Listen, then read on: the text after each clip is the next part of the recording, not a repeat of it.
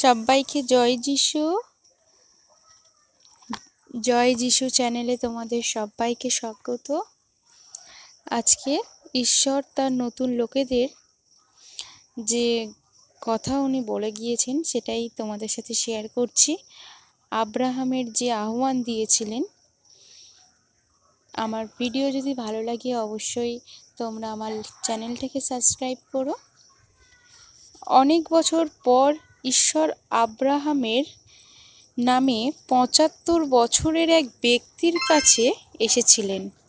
ঈশ্বর আব্রাহামকে বলেছিলেন যে তিনি সেই সকলেরই পিতা হবেন যারা সত্য এবং জীবন্ত ঈশ্বরের বিশ্বাস করে। ঈশ্বর আব্রাহামের কাছে প্রতিজ্ঞা করেছিলেন যে তিনি তার বংশকে একটি মহাজাতিতে পরিণত করিবেন, আর তারা প্রতিটি সম্প্রদায়ের লোকেদের কাছে আশীর্বাদে পরিণত হইবে। তারা পৃথিবীর প্রতিটি গোষ্ঠী, জাতি, প্রতিটি জনগোষ্ঠীর জন্য একটি আশীর্বাদ আনিবে। তারপর ঈশ্বর আব্রাহামের নাম পরিবর্তন করে আব্রাহাম রেখেছিলেন, যার অর্থ বহু লোকের পিতা। আব্রাহামের বংশবিস্তার বংশধরগণ যখন হলেন লোকেদের একটি আত্মিক সমাজ। ঈশ্বরের এই লোকেদের পৃথিবীর প্রতিটি দেশে দেখা যায়। তারা প্রতিটি বর্ণ, জাতি, ভাষা এবং গোষ্ঠীদেরকে নিয়ে গঠিত হয়েছে।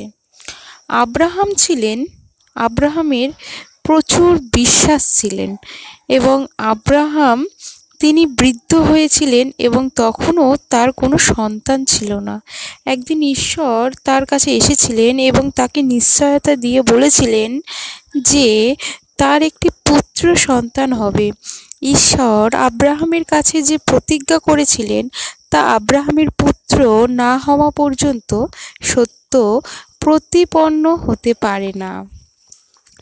তার মতো বৃদ্ধ স্বামী এবং বৃদ্ধা স্ত্রীর মধ্যে সন্তান লাভ করার বিষয়টি অসম্ভব হওয়া সত্ত্বেও আব্রাহাম ঈশ্বরের প্রতিজ্ঞাটিকে বিশ্বাস করেছিলেন এবং ঈশ্বর আব্রাহামের বিশ্বাসে সন্তুষ্ট হয়েছিলেন, কারণ এটা দেখিয়েছিলেন যে ঈশ্বর পূর্ণরূপে বুঝতে না পারা সত্ত্বেও আব্রাহাম তাকে প্রেম করছিলেন এবং তখনও আব্রাহাম সদাপ্রভুকে বিশ্বাস করেছিলেন, আর প্রভুর পরে তাহা ধার্মিক বলিয়া গণ্য করেছিলেন।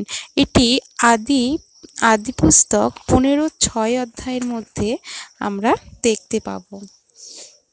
আদি 12:1-4 মধ্যে বলেছেন, সদাপ্রভু আব্রাহামকে কহিলেন, তুমি আপন দেশ, জাতি, কুটুম